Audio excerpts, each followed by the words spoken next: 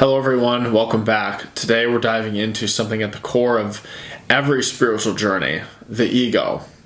Not the loud, boastful image that we often associate with the word.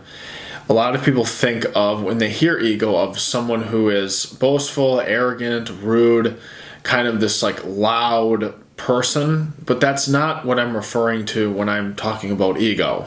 I'm talking about something much deeper than that. You really need to go beyond the person, beyond the mind, beyond the body, beyond the personal sense of self to get to who you are and beyond the ego. So it's deeper than what most people associate the term ego with. So in this video, I want to share with you what the ego really is and why no matter what it gets, it's never truly satisfied.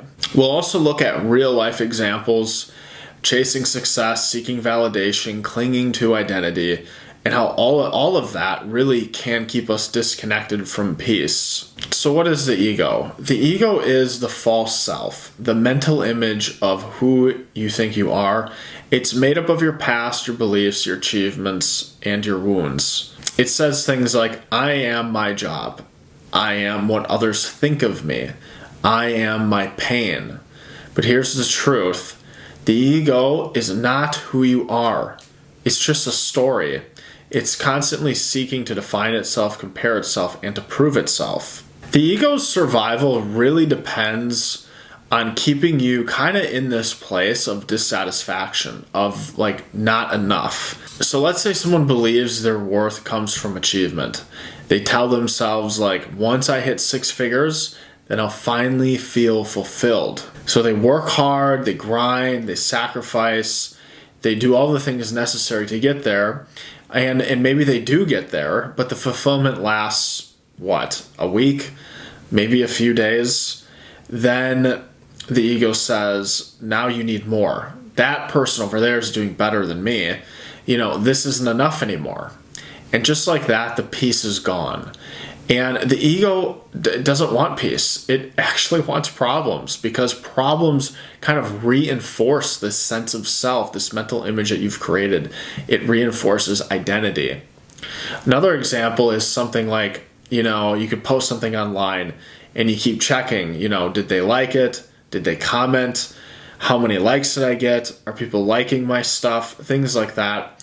The ego feeds on attention.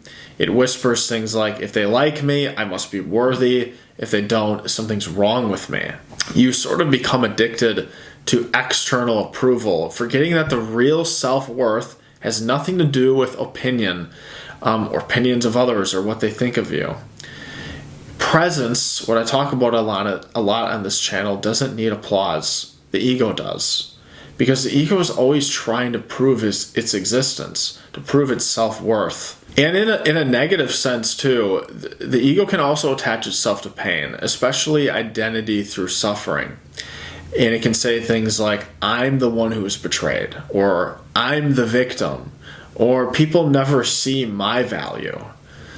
These stories can feel so real, and they are, until you wake up and ask, who am I without this story? Whether it be positive or negative. The ego fears that question, because without your story, the ego dies. But in reality, that's where you begin to live, not as a role, but as presence itself. So what do we do with all of this? We don't fight it. We don't fight the ego. We don't shame it. We don't think it's, bad or wrong or whatever. We just see it, and we just bring awareness to it.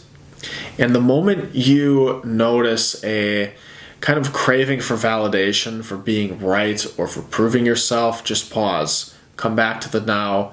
Feel your breath. Feel the aliveness in your body. Notice the stillness underneath the thought. That stillness, that's you. That's who you truly are. Not the thought, not the label, not the story, not the personal sense of self, not the body. That's presence. That's where freedom begins. It begins from disidentification from the ego. So the ego will always want more. It'll always want more praise, more control, more identity, but it'll never be satisfied. And it cannot be fulfilled. Only presence brings real fulfillment, because presence doesn't need anything. It just is. It's already whole, complete, and fulfilled right now. So if you're tired of striving, comparing, feeling like you're never enough, maybe it's time to step out of the ego's noise and into the quiet power of who you truly are. So thank you for being here. If this resonated with you, I invite you to like, subscribe, and share this message. And as always, stay present, stay grounded, and I'll see you in the next video.